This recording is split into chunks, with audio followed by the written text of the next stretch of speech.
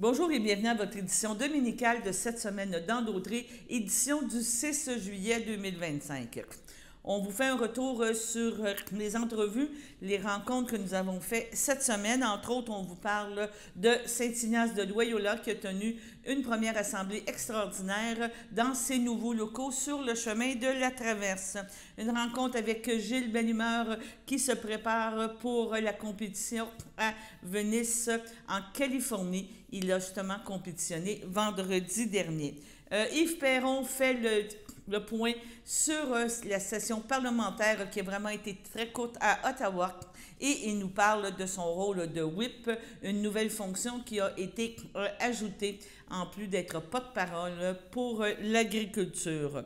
On vous parle maintenant des 5 à 7 au Cénacle. Les 5 à 7 au Cénacle, c'est des prestations qui sont présentées à tous les jeudis lors d'un 5 à 7. Apportez votre pique-nique, venez profiter du site de la Chapelle des Culs-de-Berre. Et le premier groupe qui s'est présenté, ça va être une entrevue avec ce groupe musical qui a présenté des chansons francophones.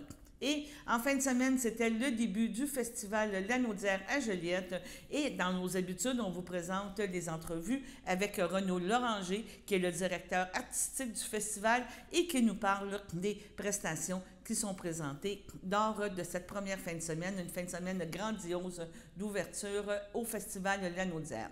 On espère que vous appréciez nos reportages, qu'est-ce qu'on vous présente, et nous vous rappelons qu'à tous les jours, à compter de 18h, vous pouvez syntoniser CTRB pour être au courant des nouvelles qui se passent dans la région. Sur ce, bonne écoute.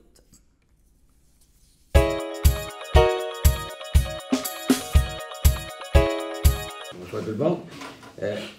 Ménard, vous voulez l'ordre du jour pour la rendez spéciale, s'il vous plaît? Oui, monsieur le maire. Madame, Monsieur, avis spécial vous est, par les présentes données, par le sous-signé. Une séance extraordinaire du conseil de cette municipalité est convoquée par Guy Ménard, directeur général et greffier trésorier, pour être tenue au 145 chemin de la Traverse, mercredi le 25e jour de juin 2025 à 19h, et qu'il y sera pris en considération les sujets suivants, à savoir 1. Adoption de l'ordre du jour. 2. Changement d'adresse de l'hôtel de ville de la municipalité de Saint-Ignace de Loyola. 3. Traçage des lignes de rue et du stationnement de l'hôtel de ville. 4. Résolution de concordance et de courte échéance relative à un emprunt par billet au montant de 585 500 $ qui sera réalisé le 12 août 2025. 5. Période de questions. 6. Levée de l'Assemblée. Monsieur le maire, je voulais en même temps, si vous me permettez, ajouter que nous avons reçu en fin de compte pour les élections Canada l'utilisation de vote par correspondance. On l'a reçu malheureusement après avoir donné l'avis de convocation et il faut l'adopter avant le 1er juillet. OK, oui, mais ça, on va le faire tantôt. Vous pouvez le faire tantôt. On va le faire tantôt dans l'autre. Oui, c'est ça que vu que tout le monde est là, ils vont renoncer à la convocation. Parfait. On va mettre ça là. D'accord, monsieur le maire. Parfait? Oui. Ah, c'est bon. Je prendrai un proposeur pour M. Daniel Valois, Mme Evelyne Latour. À ma gauche. D'accord. À ma droite. D'accord. Parfait. Changement d'adresse de l'hôtel de ville de la municipalité de Saint-Ignace de Loyola. Le changement d'adresse est proposé, secondé et résolu, soit d'emménager à la nouvelle adresse civique 6 au 145 chemin de la Traverse, la salle du conseil et les bureaux administratifs de la municipalité de Saint-Ignace de Loyola. Ça prendra un proposeur. Il y a le Guettin, M. Gilles Couchain, à ma gauche. D'accord. À ma droite. D'accord. 3. Traçage de lignes de rue et du stationnement de l'hôtel de ville. On va passer la résolution, c'est parce qu'on a 2 soumissions. Puis demain, je vais essayer vendredi, je vais venir avec M. Ménard, on va aller calculer les kilomètres qu'il y a. Parce que lui, l'autre, il a fait, il a marqué 330$ du kilomètre, il n'a pas mis un total. Fait qu'on va aller chercher. Je sais qu'ici, dans la municipalité, je pense qu'on a entre 34 et 36 km. Qu'on va faire les lignes, même le déneigement, mais c'est après. C'est après l'autre, dans Saint-Michel, dans Saint-Isidore, puis Saint-François, d'où on va faire les lignes blanches de chaque côté. J'ai pas de kilométrage au complet, mais on va aller le calculer. Puis en même temps, on va tout calculer les arrêts, là. La ligne blanche, je fais pour les arrêts. Fait qu'on va passer la résolution, puis la semaine prochaine, on vous dira lequel qui était le plus beau. Ça me prendrait un proposeur. M. Louis-Charles Guertin. M. Christian Valois, à ma gauche. D'accord. À ma droite. D'accord. Merci beaucoup.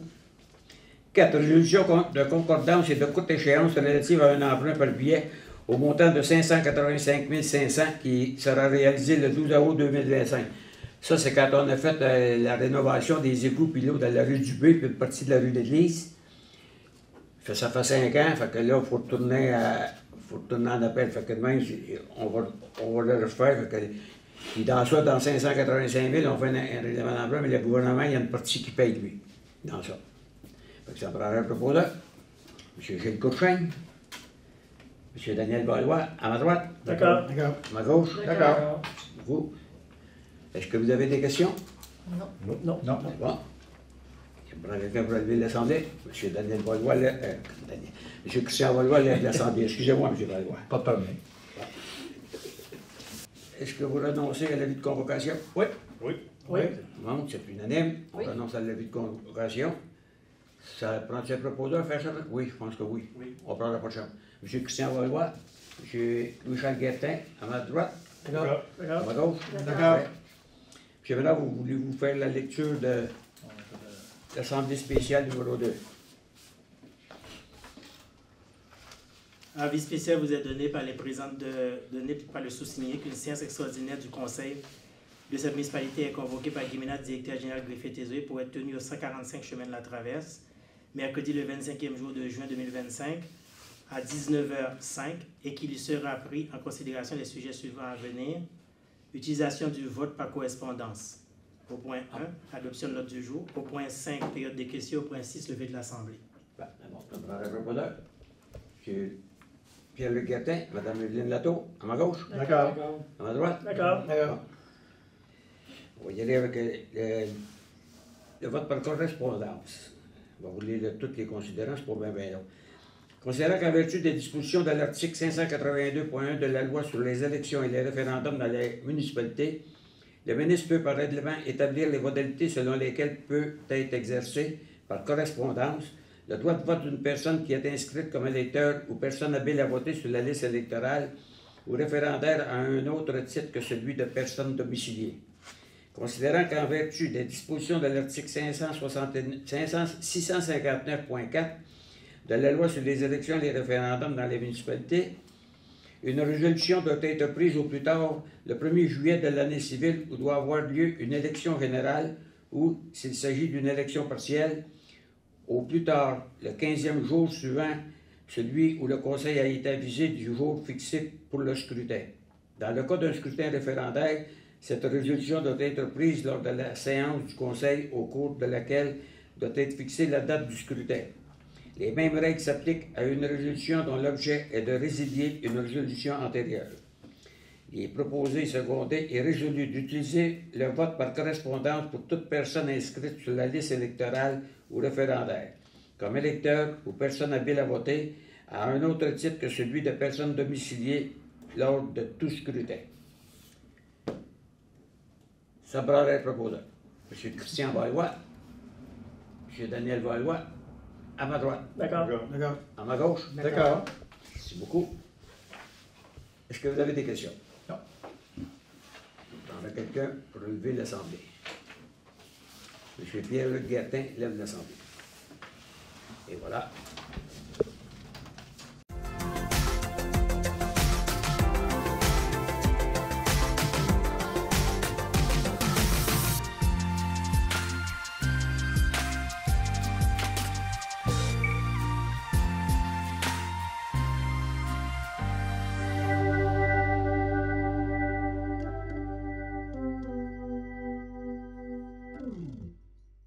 Alors, bonjour tout le monde. Je pense que vous me connaissez. Gilles, le numéro de Saint-Ignace.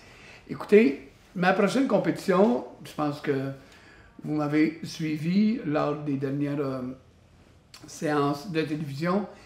Puis, c'est en fin de semaine. Aujourd'hui, j'ai décidé de vous parler un peu comment je me sentais, mon feeling. Je pars mercredi soir, donc la compétition va se tenir vendredi, le 4 juillet. Ceux qui veulent suivre ça, vous pourrez via Facebook, sur mon Facebook. Puis, de toute façon, vous allez pouvoir parce qu'on va l'enregistrer sur le Facebook de mon frère, puis il va le partager. Après, ça que vous pourrez suivre ça. N'oubliez pas de ces 3 heures La Californie, c'est 3 heures de moins. Ça veut dire qu'il faut vérifier vos heures. Moi, moi, il va être 10 heures le matin. Vous autres, il va être 1 heure dans l'après-midi. Puis la finale, il va être 1 heure pour moi, mais il va être 4 heures pour vous. Vendredi le 4 juillet. Donc, écoutez, pour cette compétition-là, je me suis entraîné vraiment plus fort qu'à l'habitude. Puis, j'ai changé un peu mon concept parce que, vous savez, quand on est plus jeune, on compétitionne. Puis, c'est plus facile pour un jeune de prendre de la masse, puis de devenir cut, faire une sèche.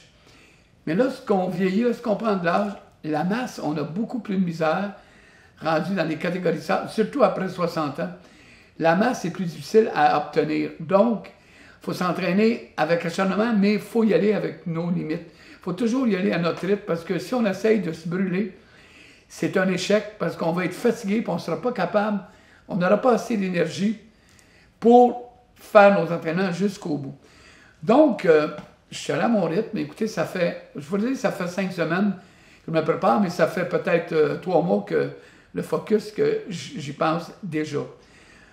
Donc, c'est une compétition qui regroupe des gens de partout, à travers le monde. C'est une compétition internationale.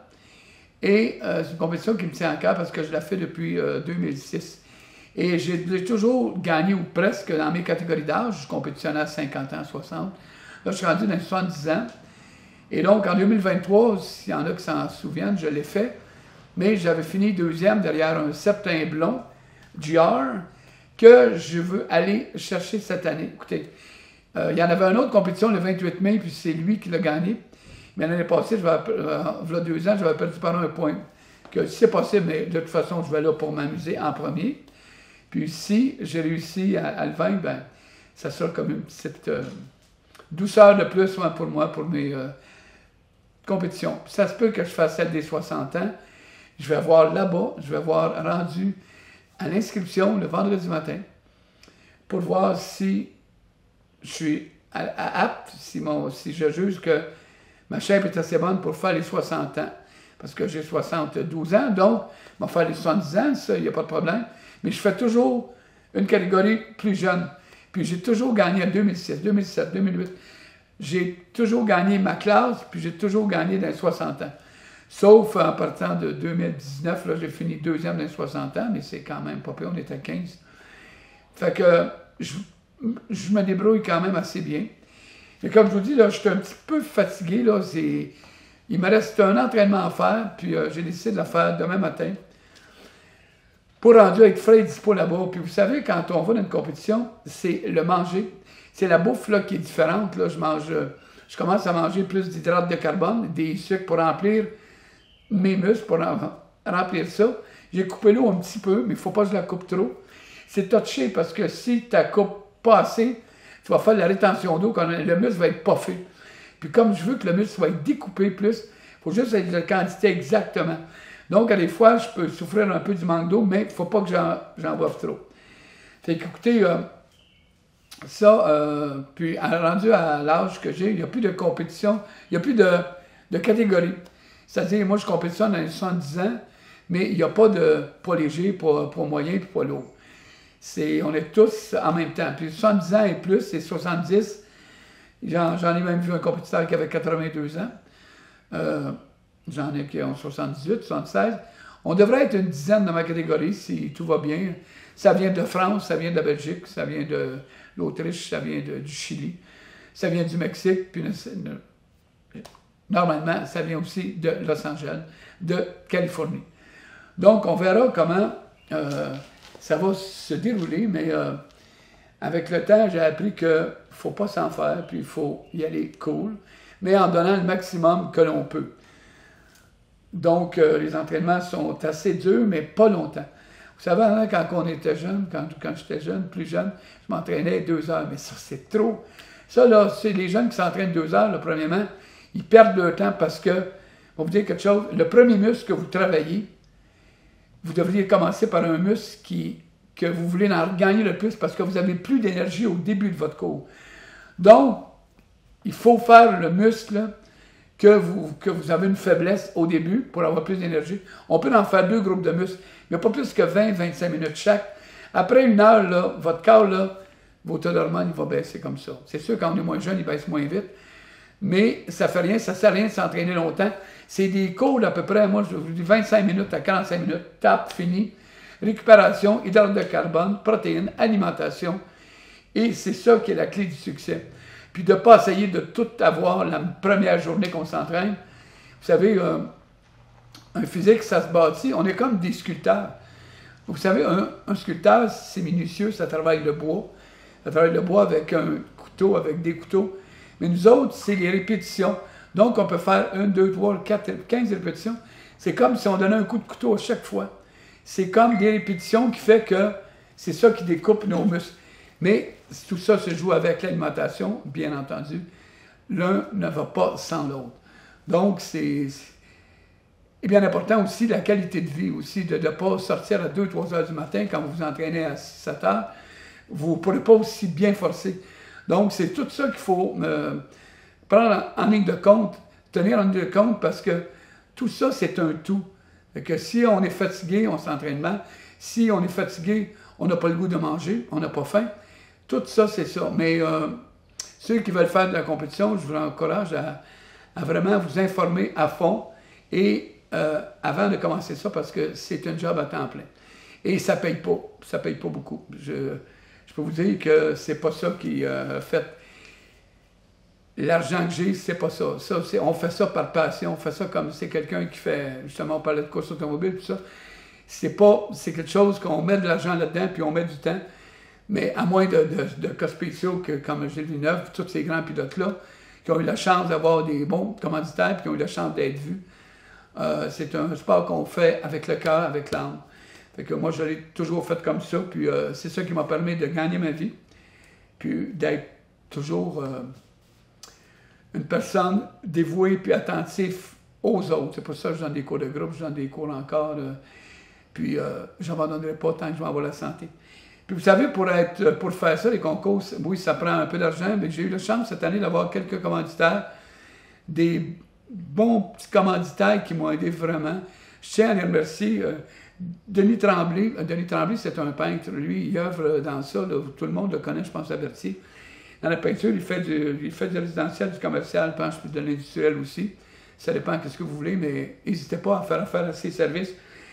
Il y a service d'entretien ménager aussi, Julie Desiel, une fille super sympathique et pleine d'énergie. Elle aussi a fait résidentiel, commercial et industriel.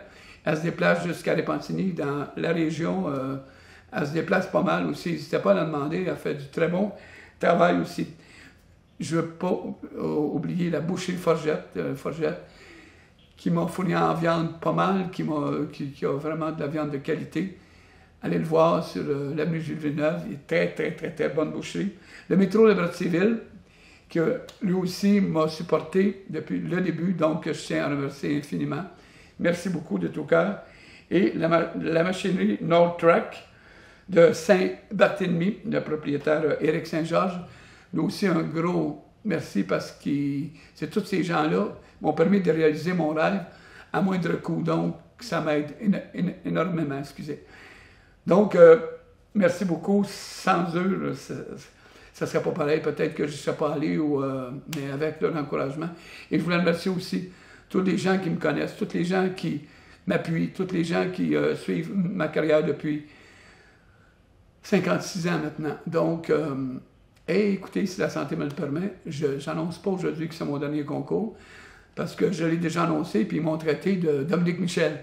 Fait que tu te fais comme Dominique Michel, les gens ne vous connaissaient pas, mais c'était un artiste qui disait ça, que c'était toujours sa dernière apparition à la télévision, mais on en faisait toujours une après. Fait que moi, je ne le dis pas, mais lorsque ça sera vrai, ben là, là, je vous le dirai pour le vrai. Donc, écoutez, merci à CTRB, à toute votre équipe, merci beaucoup de m'avoir suivi et de votre bon travail, c'est très apprécié, un gros merci. Sur ça, je vais vous donner, vous allez pouvoir suivre sur YouTube par après à CTRB la compétition, ceux qui n'ont pas eu la chance de la voir. Puis après ça, vous pourrez me suivre dans les journaux via l'Action aussi pour avoir les résultats, ou juste à communiquer avec moi si vous voulez, puis ça me ferait un plaisir de vous le retransmettre. Fait que merci beaucoup, merci mille fois, puis je vais en Californie pour gagner, pour m'amuser, mais j'y vais avec mon cœur. Donc, merci à tout le monde, puis à la prochaine. Gardez la forme. Je suis en compagnie d'Yves Perron. Je sais que la semaine dernière, vous avez repris une tradition que vous faisiez avant de présenter le caucus Lanaudois puis de faire une bilan de session, tout le monde en même temps.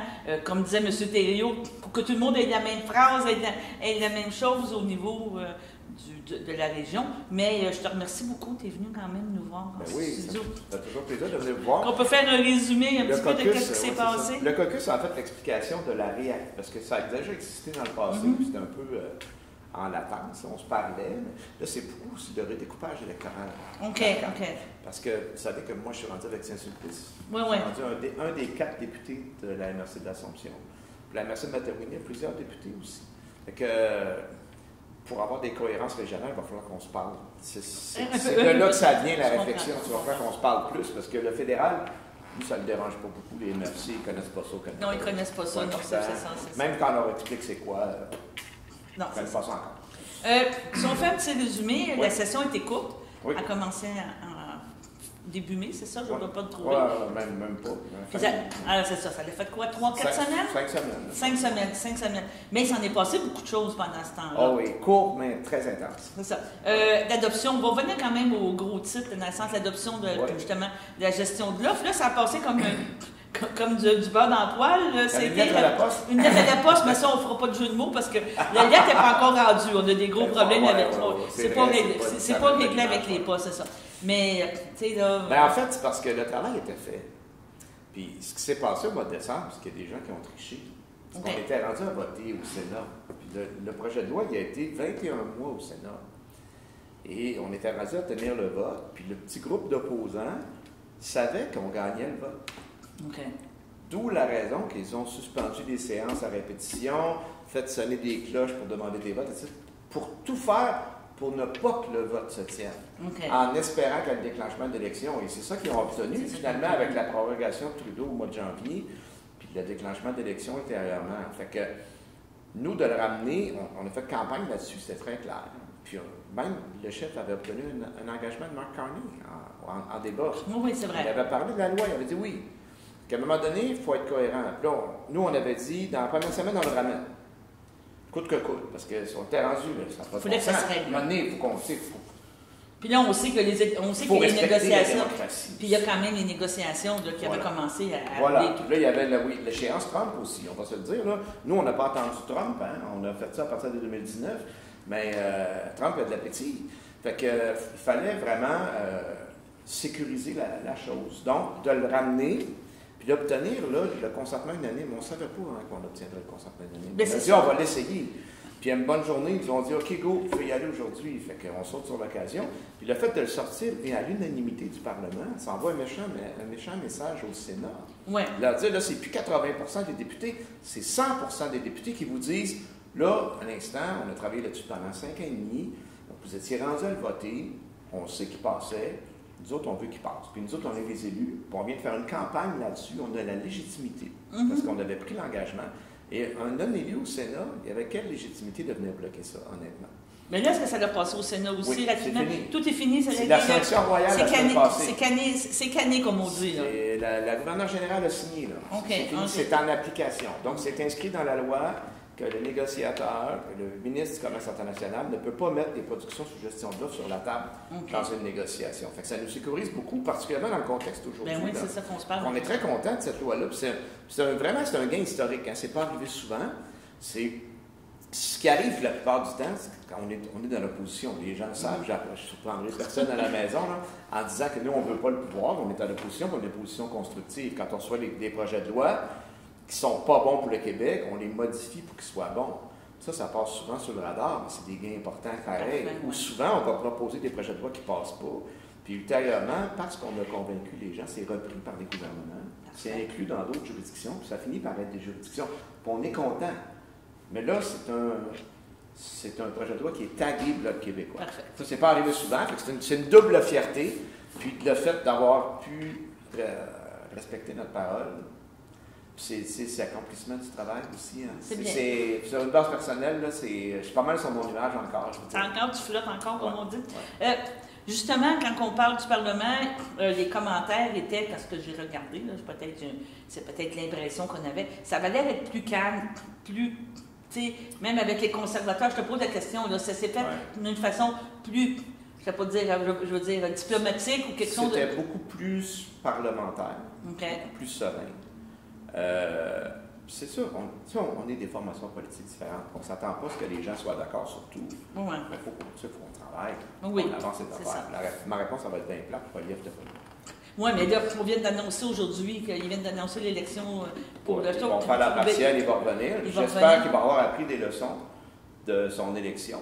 Parce que moi, je pense que le message que les électeurs lui ont envoyé, c'est que la politique toxique, ça ne nous intéresse pas. Ce que ce gars-là a fait jusqu'à maintenant, c'est lancer des slogans puis faire des attaques vicieuses sur les adversaires. C'est tout. Oui. Tu te demandes c'est quoi son projet de société, il n'a pas. On va baisser les taxes, ça va stopper le crime. OK, mais comment? Il n'y a rien. Puis il va te répéter son slogan 6 fois. Puis de façon très abrasive. Oui. C'était vraiment pénible. Oui, puis vous autres, tu sais que les gens à la maison, vous avez vu des clips aux nouvelles de temps en temps de Pierre Poilievre de 12 secondes. Nous autres, on l'endurait toute la journée pendant des semaines. C'est pénible en maudit. Puis je sais que je ne suis pas fin en disant ça, mais en même temps, je ne suis pas cheap non plus, je dis la vérité. C'est ça. Fait que je pense que les électeurs de son comté, ce qu'ils ont dit, dans Carleton, c'est regarde, ce modèle-là, c'est pas bon. Et là, il dit, il va apprendre, il va changer. Ben, on va donner la chance au coureur. Ben, si tu m'as demandé mon avis, moi, je regardais ça comme c'est là. C'est plate, mais c'est ça. C'est ça. Là, tu es rendu whip? Oui, ben, officiellement, en fait, parce que j'étais whip par intérim depuis là, décembre. Officiel, Après l'élection, c'est ça, on m'a reconduit officiellement. Oui, mais toujours porte-parole agriculture agroalimentaire. Fait que, tu manques pas de chômage. Tu n'as pas de chômage. Je manque pas d'ouvrage, non. Est-ce que ça fait que la période estivale, tu vas être plus occupé? Ça fait que la période estivale, je pense qu'il faut que je me repose. OK.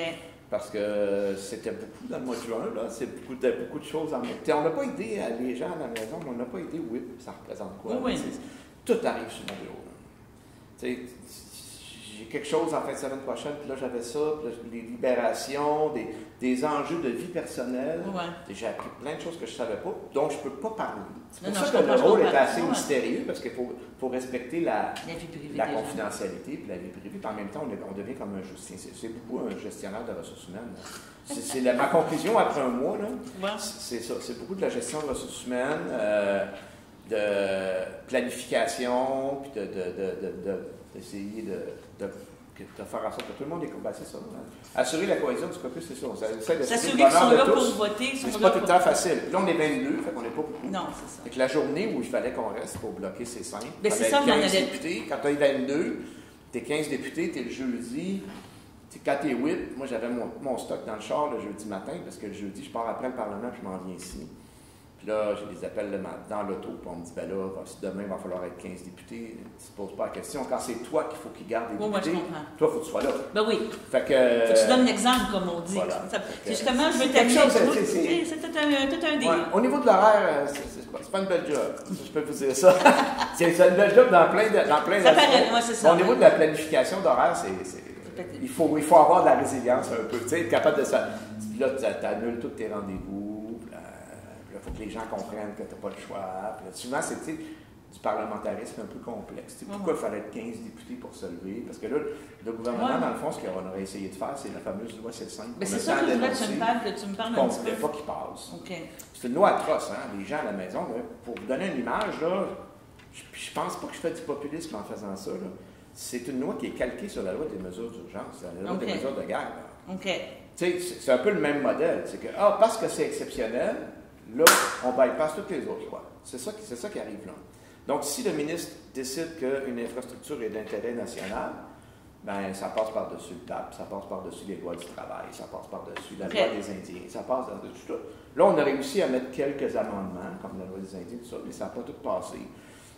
Il nous reste beaucoup de travail à faire de sensibilisation à la population, que les gens réalisent qu'est-ce que M. Kangé est en train de faire. Parce que là, il est adopté, cette loi-là. Ouais. Ce monsieur-là, il veut agir comme étant le PDG du Canada, pas le premier ministre. La nuance est là. Puis on s'est rendu compte de ça assez rapidement. Puis c'est vraiment ça. Comme on enlève les obstacles. Moi, je prends une décision, il faut que ça arrive demain. Puis là, il oublie qu'il y a 343 élus qui représentent la population, puis que nous, notre travail, quand on dit qu'on questionne, c'est pas faire retarder les affaires comme les conservateurs faisaient à l'automne. C'est pas ça la vraie job. La vraie job de l'opposition, c'est soulever les questions, puis informer le public. puisque vous n'êtes pas au Parlement. Puis on comprend ça, vous avez d'autres choses à faire, puis je suis bien content pour vous autres, tu sais. Mais c'est notre travail. Le travail de représentativité. Oui, puis là, si l'opinion publique se rend compte qu'il y a un problème, mais là, on n'a pas le temps, il y a 2 jours de débat, tu sais. Puis l'opposition officielle qui vote avec le gouvernement sur un bâillon, en début de gouvernement, on n'a pas vu ça souvent, mais c'est parce que Carney, c'est comme un conservateur. Bon, ouais. On était avec, ça c'est un peu gros ce que je veux dire, mais c'est vraiment l'impression que j'ai. C'est un commentaire personnel. On y va. Freeride un peu, là. J'ai l'impression qu'on est passé d'un gouvernement libéral à un gouvernement progressiste conservateur. OK. Donc, plus systématique conservateur, dans le sens où on développe les pipelines, on exporte le pétrole, le gaz, on construit des infrastructures. L'environnement, ça suffit, c'est plus de taxe carbone, plus de BAP si l'infrastructure, on décide qu'on la veut absolument. Les conservateurs, dans le fond, c'est leur plateforme. C'est ceux qui ne se sont pas opposés à ça. En même temps, ça va leur jouer un tour. Hein? Moi, je leur ai parlé du NPD, je dis faites attention. Il y en a comme ça qui ont dénoncé toute la journée le gouvernement, puis à la fin de la journée, ils votaient avec eux autres pendant une couple d'années. Ils sont pas mal moins nombreux qu'ils étaient. Pas mal moins nombreux. Mais c'est justement, c'était un petit peu ça, les remarques, quand tu me parlais de M. Poilievre. Ce à quoi les gens pourraient me répondre qu'on est moins nombreux, nous autres aussi. Oui, non, mais... c'est nos valeurs. Non, mais je comprends, mais qu'est-ce que je veux dire, c'est qu'on en a parlé, j'ai entendu aussi, tu sais, dans le sens de la non-présence de M. Poilievre, puis le fait qu'ils sont comme pognés avec M. Carney, a beaucoup récupéré des politiques des conservateurs pour son élection. Donc, tu sais, là, ils peuvent pas être contre de quelque chose qu'ils voulaient proposer de leur côté aux autres aussi. C'est comme si demain matin, le premier ministre nous parlait de l'indépendance du Québec, on voterait pas aussi. Je vais te relancer parce que, on va le dire, notre entrevue a lieu le 30 juin. On est privilégié de t'avoir aujourd'hui. Bien content d'être avec vous autres. C'est n'importe quand. Mais il s'est passé plein de choses en fin de semaine. Oui. Puis là, je ne sais pas, est-ce que tu as déjà une ligne de parti? As-tu déjà quelque chose? Allez-y, on rappelle, dans le fond, il avait été voté, cette loi-là. C'est une loi qui avait été votée, cette taxe-là. La taxe sur le numérique, oui, ça fait déjà plus qu'un an. Elle avait été votée en 2022, de ce que j'ai compris, 2022. 2024, je pense. Mais l'idée, c'est qu'elle s'appliquait à partir de maintenant, les premiers paiements qu'elle a. Mais rétroactif à 2022 pour les paiements, mais la loi date de 2024. OK. Non, mais c'est ça. Mais on résume, c'est quand même ça. Et ça, c'était 3% sur les Google, les Amazon, les Netflix. Pour faire de l'argent, pour les médias, puis pour la culture. Mais il y avait aussi il y avait aussi le numérique des Vidéotron et tout, là, parce que je sais que ça avait été décrié. Ça touchait toutes ces entreprises-là. D'ailleurs, ces grandes entreprises-là, aujourd'hui, sont contentes. Ben oui, parce que dans le fond, les autres, ils n'en manquent pas d'argent. Puis là, ils ont une taxe de moins, ils sont bien contents. C'est plus les petits. Puis c'est plus le milieu culturel qui est inquiet. On parle de nous autres. Oui. On vient de renoncer à 7 milliards sur 5 ans. On est déjà en méga difficile.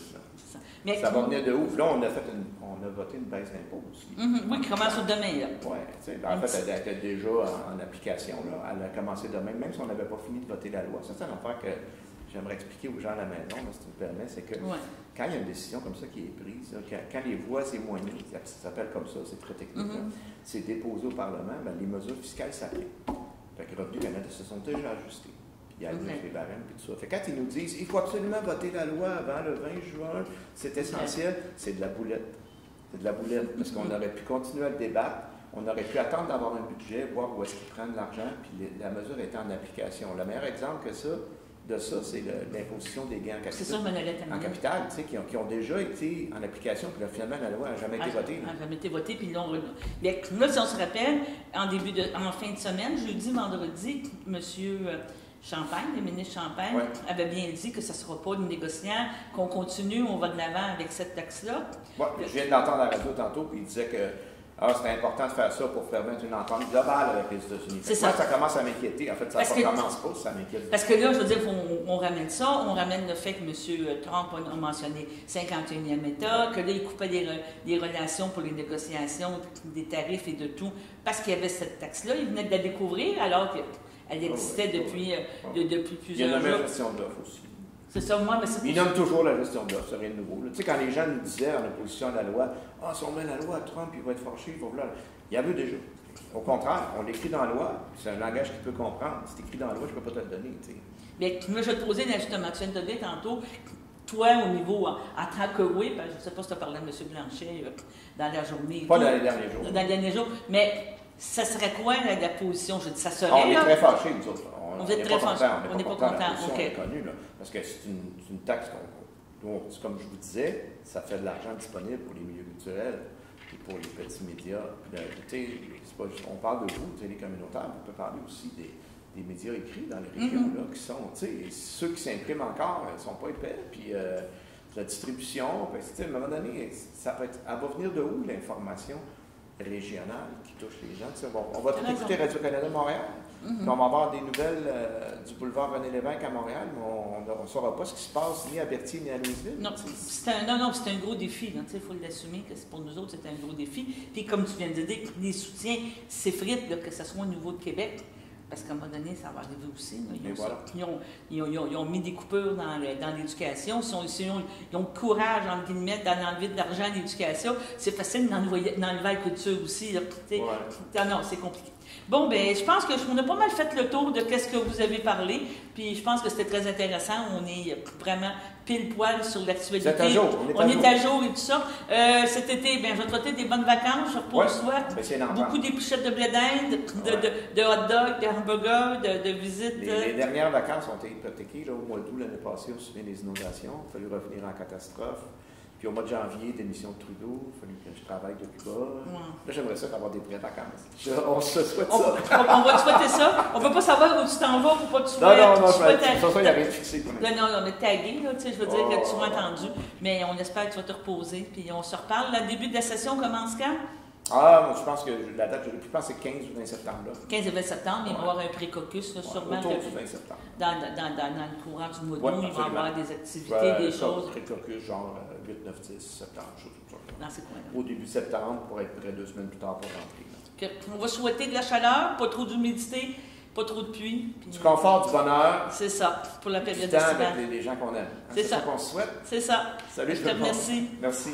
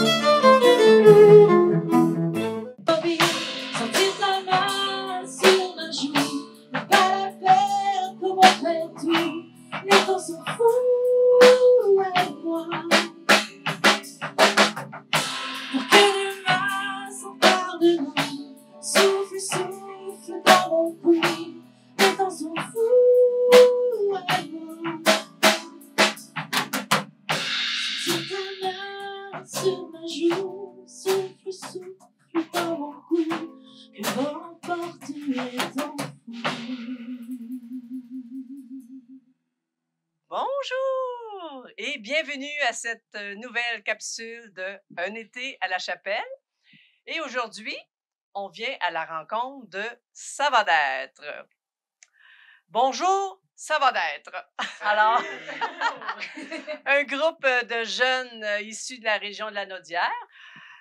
D'abord, vous allez me dire d'où ça vient ce nom-là, ça va d'être, parce que je me suis posé la question. Ben, c'est Elisabeth, en fait, qui a trouvé le nom. Je pense que ça vient surtout du joual un peu. Tu sais, ça va d'être le fun. Oui, ben en fait, c'est vraiment parce que moi, je viens de la Naudière, mais je viens de Saint-Calixte. Puis c'est drôle parce que je me suis rendu vite compte que dans la même région, il y avait vraiment des accents différents. Puis quand je suis arrivée à Saint-Gabriel, tout le monde disait ça va d'être. Fait que même au dépanneur, à l'épicerie, tout le monde dit ça va d'être 5 $. Ça va d'être. C'est vraiment ancré dans la région, juste à Saint-Gabriel puis autour, là. Fait que moi, c'est resté accroché. Puis on cherchait un nom de band, puis c'est ça que... Ça va d'être. Ça va d'être. Ça va d'être. C'est ça, exactement. On l'a fait souvent, ça. Bon, comme ça, c'est pas une primaire. Ça va d'être, c'est 4 musiciens, 4 jeunes musiciens. Alors, on va aller dans les détails un peu, hein. Alors, on va commencer par Elisabeth. Oui, Elisabeth Motard. C'est moi qui chante. Moi, je chante depuis que je suis très jeune, depuis que j'ai 8 ans. Je prends des cours de chant, je fais des concours à pu finir. J'ai enregistré plein de trucs qui ont passé à la radio quand j'étais très jeune. Puis là, après ça, ben là, j'étais juste la chanteuse tout le temps. Puis j'étais allée au cégep. J'avais envie de comprendre le langage des musiciens. Ça a fonctionné. Je pense qu'à cette heure, on peut dire que ça a fonctionné. T'es allée au cégep à Joliette? Oui, à Joliette, puis c'est là qu'on s'est tous rencontrés en 2000, c'est ça qu'on se disait tantôt, en 2011-2012. Puis après ça, ben on a tous fait des projets, soit ensemble, soit séparément. Il y a Émilie, Guillaume, puis moi qu'on a fait longtemps, ben encore aujourd'hui, en fait, on a un groupe de reprises exclusivement québécoises. On fait beaucoup les Saint-Jean-Baptiste dans la Naudière surtout, qui s'appelle Rock Patente. Bonjour Guillaume. Et dans le groupe, il y a aussi Émilie. Oui, bonjour. Bonjour. Donc, moi, mon parcours musical, c'est, comme Elisabeth te dit, on s'est rencontrés au cégep de Joliette. Moi, j'étais là 1 an avant elle. Quand elle est rentrée, on était dans le même combo. Puis c'est comme ça qu'on s'est connus, qu'on a eu de la chimie et que là, on a créé, comme elle a dit, Rock Patente. Sinon, après, moi, j'ai continué à l'université où j'ai fait enseignement de la musique à l'UQAM. Donc, je suis aussi prof de musique. Puis après, ben moi aussi, j'aime ça l'école. Donc, j'étais allée à l'université Concordia avec les Anglais. Et là, il fallait que je chante en anglais, le solfège. C'était quand même compliqué, mais c'était un beau défi. Ouais. Ouais. Fait que là, maintenant, ben, je fais encore beaucoup de musique à travers tout ça avec d'autres groupes. J'ai des groupes de rock féminin, j'ai des groupes d'acid jazz, puis je suis aussi musicienne pigiste pour plusieurs musiciens. Ah bon. Je vais à l'université présentement, à l'UQAM. C'est inspiré. Hey, comment ça va, inspiré? C'est Émilie qui m'a inspiré à aller à l'université, tout simplement. Puis j'ai beaucoup de projets avec elle. On peut travailler ensemble, c'est super agréable. Du acid jazz, du folk rock. On fait de la corpo aussi beaucoup. Alors, vous allez nous faire quel répertoire au Cénac? Mais majoritairement du répertoire francophone. Donc, habituellement, on joue un peu de tout, mais là, pour le Cénac, on a décidé d'y aller uniquement dans le francophone. Donc, des choses qui sont un petit peu plus vieilles, des choses qui sont plus récentes, des choses qui bougent, des choses qui mènent à l'introspection, je dirais. Fait qu'un peu de tout. Un peu de tout. Et de la musique francophone québécoise ou française ou mélange des deux? C'est un bon point, ça, Daniel. Non, ça va être uniquement québécois. Ah bon? Oui, parce qu'il y a quand même passablement de répertoire pour occuper la station en musique québécoise. Oui. Puis là, tu traverses plusieurs années avec ce que vous allez faire? Absolument. C'est vrai que j'ai pas regardé les années, mais oui, d'après moi, années 80. Mais oui, parce que les boules noires, ça va être les années 80. Ah, donc on va avoir du boule noir. On va avoir du boule noir, je vous le dis, en primeur. Puis on a des choses plus récentes aussi. Comme? Du Lisa Leblanc, dans son dernier album, Chiac Disco. Du Bleu Jinx Bleu, les Hey Babies qui sont acadiennes, c'est vrai, c'est pas juste québécois, c'est l'Acadie aussi. On vient de se faire avoir, oui. Le Canada français élargi. Lisa Leblanc aussi. Oui, c'est vrai, vous avez tout à fait raison. Je pense qu'aussi le but de notre répertoire, là, on a été chercher des chansons vraiment pour plaire à une majorité de spectateurs. Là. Je pense que n'importe qui va trouver quelque chose qu'il aime là-dedans. C'est un peu ça le but aussi. Donc, c'est un peu votre motivation. Mais vous, personnellement, comme musicien, vous devez avoir des coups de cœur particuliers qui sont pas nécessairement les coups de cœur de la majorité des gens. Là. Je vais parler pour moi, je pense. Pour Guillaume aussi, je pense que je peux parler pour lui. Nous, on fait dans nos projets personnels, on fait du gros rock bien élevé. Évidemment, on fera pas ça au Cénacle, mais on fait une reprise de Les Deux Luxe, qui est un groupe québécois montréalais. C'est une chanteuse et son chum qui jouent ensemble. C'est un duo, mais on dirait qu'ils sont comme 4 quand ils jouent. C'est vraiment très cool. Puis on va faire une de leurs chansons en français. Ils ont des nouvelles chansons en français sur leur dernier album. On était très contents. Fait qu'on va en faire une. Ça, c'est sûr que moi, ça vient me chercher un petit peu. C'est du gros rock, ça, quoi? Non, c'est pas, c'est ça, nous, quand on l'a fait, c'est pas, oui, c'est du petit rock. Du petit rock, ok. Vous l'avez adapté. Vous avez d'autres coups de cœur personnels? Tout ce qu'on joue, oui, Marie-Pierre Arthur, je suis bien content qu'on ait mis ça.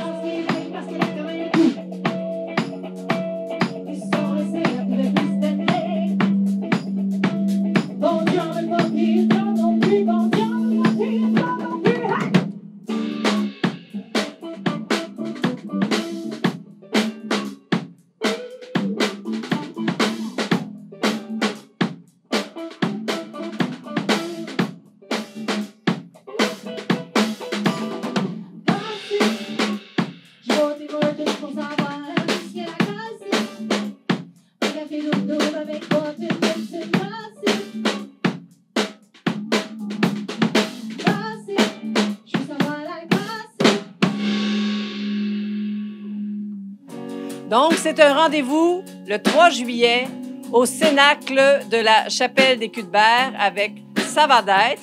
Et en cas de pluie, le tout est déplacé à la petite église de l'île du Pas, située non loin de Berthierville. C'est un rendez-vous à tous.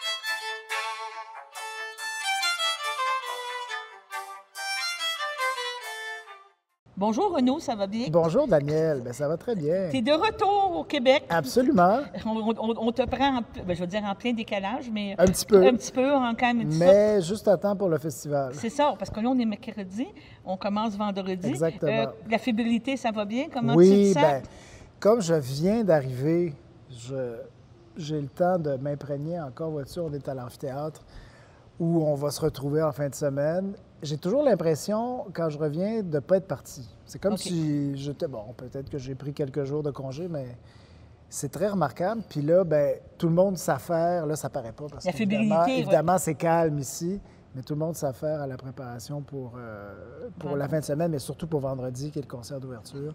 Puis je pense que ça va être grandiose. Okay. Donc, on va parler encore de la programmation. Là, vraiment, tu laisses ton empreinte. Ça fait quand même quelques années. Bien sûr. Tu avais à créer les contacts, créer des choix.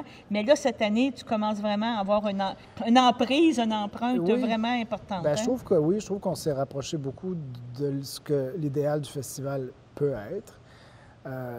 Puis c'est aussi que, comme on s'est dit certainement, après la pandémie, ça a pris un certain temps à réinstaller les choses, à retrouver un peu le rythme, à retrouver une aire d'aller pour tout le monde.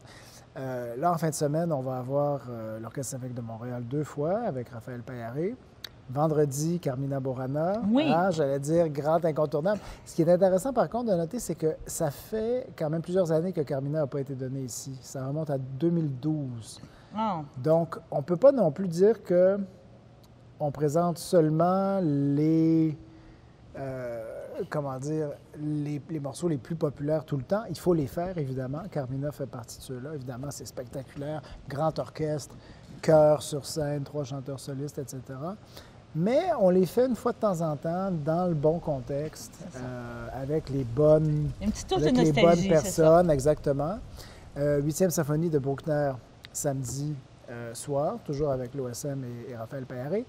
Et dimanche après-midi, on retrouve Leonardo Garcia Alarcón, qui était venu nous faire un superbe Orphée de Monteverdi en 2023. Mm-hmm.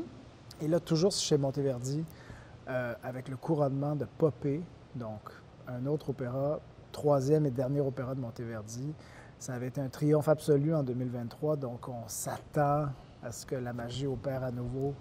Donc, tu fais ça, wow, tu fais ça. Ah ben absolument, absolument. Tu veux mettre faire un coup un gros coup pour l'envoi. Bien sûr.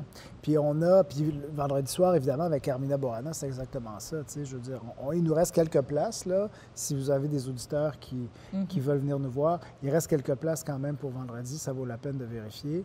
Mais ça va être très, très bien rempli, sinon complet. On s'attend à ce qu'il fasse beau aussi, évidemment. Mais non seulement c'est le côté spectaculaire d'une pièce comme Carmina Burana, qu'on connaît à cause du fameux chœur au Fortuna, qui dure à peu près 1 minute, mais la pièce elle-même, l'œuvre elle-même, dure plus de 50 minutes. Donc, il y a toute une kyrielle d'émotions qui vient avec ça. Puis, on a non seulement Carmina, mais on a aussi, en première partie, un grand pianiste, Kirill Gerstein, qui va jouer les variations Paganini de Rachmaninoff. Et ouverture, évidemment, bon, j'ai envie de dire, une espèce de petit chapeau qu'on met par-dessus. Une pièce contemporaine d'une compositrice russo-américaine, Lera Auerbach, qui s'intitule Icare. Donc, on a, en fait, si tu veux, quand on passe, là, on a Icare. Icare, c'est une figure de la mythologie qui voulait voler pour se rapprocher du soleil, pour se rapprocher de Dieu ou d'être Dieu lui-même. On a cette espèce d'utopie-là. Après, on a, avec Paganini, l'artiste qui n'a pas le choix d'être sur la Terre, qui est un peu diabolique, le contraire de tout ça. Puis finalement, il nous reste quoi? Bien, il nous reste Carmina Burana, il nous reste la vie elle-même, la description de la vie, de toutes les passions humaines sur la Terre. C'est passionnant, tout ça. Oui. C'est passionnant. Puis tout le monde peut en profiter, encore une fois. Tu sais, quand je te dis, il reste des places ici à l'amphi, en bas, mais évidemment, il y a la pelouse. C'est pas très cher. C'est gratuit pour les jeunes, pour les enfants jusqu'à 17 ans. C'est pensé pour les familles aussi. Puis pour les gens de la région, en plus de venir, tu sais, de se déplacer, de ne pas être obligé d'aller très loin, puis de profiter d'une belle soirée à l'amphithéâtre. Ben oui, c'est ça. On parle de la 48e édition. C'est quand même déjà quelque chose. Ça ne nous rajeunit pas. En tout cas, moi, dans mon cas, ça ne me rajeunit pas. Moi, je me souviens même très bien de la 25e. En 2002. Je me souviens des quelques éditions précédentes, puis même quelques-unes des années 90 aussi. Donc, évidemment, le temps passe. Mais on fait quelque chose de bien avec ce festival-là. Puis je me permets de le dire objectivement. Oui. C'est un beau festival. Puis je pense qu'il appartient aux gens de la région. Il est véritablement international. Il jouit d'une grande reconnaissance un peu partout dans le monde. Mais c'est une source de fierté pour la Naudière, puis pour le public d'ici. Puis c'est pour ça qu'on est là aussi. On est là pour les gens, puis pour qu'ils se sentent aussi fiers d'appartenir à cet événement-là. On parle du lendemain, samedi soir, encore avec l'Orchestre symphonique, encore avec Pagliari. Moi, je vais t'amener sur un point, parce que je sais que tu travailles beaucoup avec les artistes. C'est qu'il faut être en forme, il faut être des athlètes, faire 2 soirs de fil avec la chaleur. C'est pas parce qu'on veut qu'il fasse chaud, mais on veut qu'il fasse bien. Il va quand même faire chaud. Il va faire chaud. Non, mais tu comprends, l'année passée, beaucoup d'humidité, beaucoup de chaleur, de ça. C'est exigeant pour les musiciens. Bien sûr. Sur le plan physique, sur le plan psychique aussi, tout à fait. Ouais. Parce qu'ils sont, mettons, l'OSM, ils sont à Montréal, évidemment. Ils répètent en semaine à Montréal, mais après, ils arrivent ici vers quoi? 3 heures à peu près. La générale commence à 3h30. Donc, c'est quand même des grandes, longues journées avec des programmes costauds. Mais c'est ça, je te peux dire. Bon, après, ils ont du plaisir. Hein. Il ne faut pas non plus... c'est exigeant, mais ils ont beaucoup de plaisir à le faire. Ils ont du plaisir à venir ici. Ils ont du plaisir à jouer dans ce cadre merveilleux. Ils ont du plaisir parce que le public est chaleureux. Ça les nourrit, évidemment. Mais tu as parfaitement raison. Et aussi, il ne faut pas non plus sous-estimer ce que ça coûte d'effort de faire l'aller-retour entre Montréal et Joliette 2 jours de suite. Bon, les musiciens sont des athlètes. On n'en parle pas assez peut-être, mais il y a un aspect tout à fait physique dans ce qu'ils font. Ils doivent être très en forme parce qu'il y a une espèce d'exigence de performance, on va dire ça comme ça, un peu comme dans le sport aussi. Il y a une exigence de performance tout à fait élevée. Sauf qu'encore une fois, ils sont nourris par le public, ils sont nourris par la chaleur de la réaction qu'ils vont obtenir ici. Puis ça leur permet de donner le meilleur d'eux-mêmes. C'est ça qui est important aussi. Que quand tu parles à Pagliari, puis tu dis, bon, on va faire Carmina, on va faire le lendemain le Bruckner, pour lui, il dit, go, on y va. Ah, bien sûr. Non, mais tu sais, il y a toujours des conséquences. Après, il y a des contraintes, évidemment, plus logistiques. Mais Bruckner, par exemple, moi, ça fait longtemps que j'en ai envie. On avait donné la 7e avec Yannick en 2019 pour souligner le 10e anniversaire de la disparition du père Lindsay. La 7e de Bruckner, qui était une œuvre qu'il aimait beaucoup, mais toutes les symphonies de Bruckner, vraisemblablement. Ça fait un moment, moi, que j'ai envie de la 8e. Et à un moment donné, c'est ça, c'est qu'on se parle tout le temps. On se dit toujours, bon, qu'est-ce qu'on pourrait faire à la Naudière l'année prochaine, l'année d'après? On échange sur des œuvres qui nous intéressent. Puis à un moment donné, on trouve aussi dans le contexte de ce qu'on fait dans l'ensemble de la saison, parce qu'il faut trouver une sorte d'équilibre aussi, de fil conducteur. Bien là, on trouve le morceau intéressant, puis on se dit, OK, go, c'est ça qu'on fait. Puis le Bruckner, en fait, est une espèce de répondant, si tu veux. C'est une sorte oui, c'est un vrai contraste avec la veille. Parce que là, on est complètement dans le profane avec Paganini, Rachmaninoff, oui, avec Carmina Burana, complètement dans le profane. Avec Bruckner, on n'est pas officiellement dans le sacré, mais on est beaucoup plus proche du sacré. Bruckner, qui était vraiment un homme de foi, de spiritualité, puis dont les grandes symphonies sont comme des espèces de cathédrales de son. Oui, c'est ça. Mais je trouve que c'est génial de les faire ici, justement, dans notre cathédrale de nature à nous. C'est beau, c'est beau. Puis ça montre que, tu sais, tu as l'Église, on va dire, le lieu historique officiel, mais tu as d'autres sortes d'églises aussi, justement. Tu as des beaux sanctuaires comme ici, puis ici, l'amphithéâtre, c'est un lieu aussi pour ça, pour le recueillement. C'est pas un lieu pour la fête, mais c'est aussi un lieu pour la réflexion. C'est d'accord, on va parler un petit peu de la fin de la première fin de semaine, justement, avec le dimanche après-midi, encore là, que c'est une tradition de faire quelque chose l'après-midi avec pique-nique, avec brunch, avec amener les gens, inviter les gens. C'est toujours une discussion, hein? On réfléchit beaucoup là-dessus, l'heure à laquelle on propose nos concerts. Après, il y a des contraintes, puis il y a des usages aussi. C'est-à-dire que les concerts du soir, ça va de soi. Tu vois, là, l'opéra, dimanche après-midi, c'est à 4 heures. Même moi, je trouve que c'est un petit peu tôt. Mais plus tôt, ça serait trop tôt. Non, mais parce que l'opéra, c'est le théâtre aussi, c'est la lumière, c'est l'éclairage. Tu vois, ça appelle aussi une différente forme de concentration pour le public. Des fois, moi, j'ai tendance à me dire, bon, c'est préférable si c'est plus tard en journée ou même le soir. Bon, en même temps, le dimanche, il faut faire attention, même si les vacances arrivent. Il n'y a pas tout le monde qui peut être en vacances. Les gens, c'est ça, les gens vont devoir circuler, les gens vont venir de Montréal des fois ou rentrer à Montréal ou ailleurs. Donc, on se dit, bon, pareil, le dimanche, il faut essayer de ne pas finir trop tard non plus.